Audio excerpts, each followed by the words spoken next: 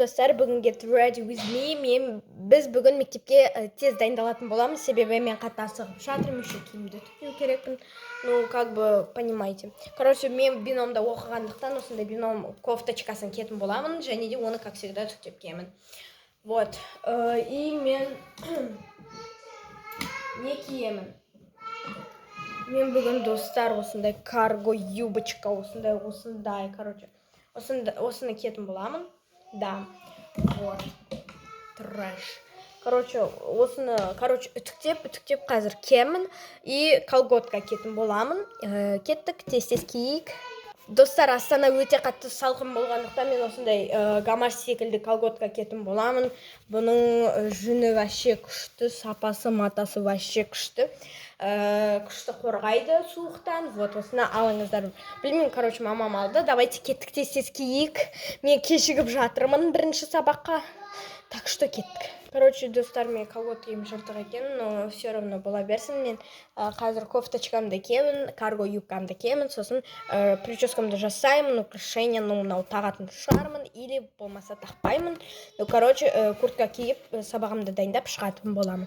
Қазір бізде 12-ден 40 кетті, 5 минут қалды. Давайте тез. Короче, достар, менің мынау кофточкам қатты үлкен. Так, вот сондықтан карго юбканың ішіне кіргізіп аламын. Вот. Вот. Вообще күшті. И, короче, юбканы сыртынан кигізе саламын. Болды, сонымен бітті.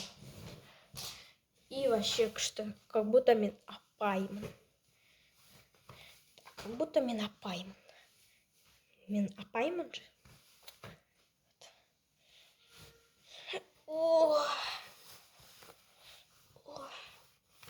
Вообще күшті.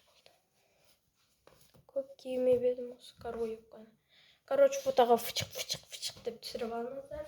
Моделина келатыр. Короче, мен шашымды бүйтіп алатын шығармын.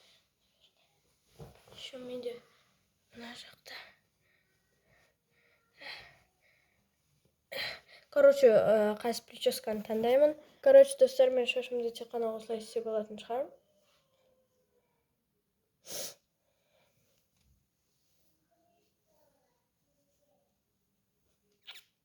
Или жұма күні осылай барам.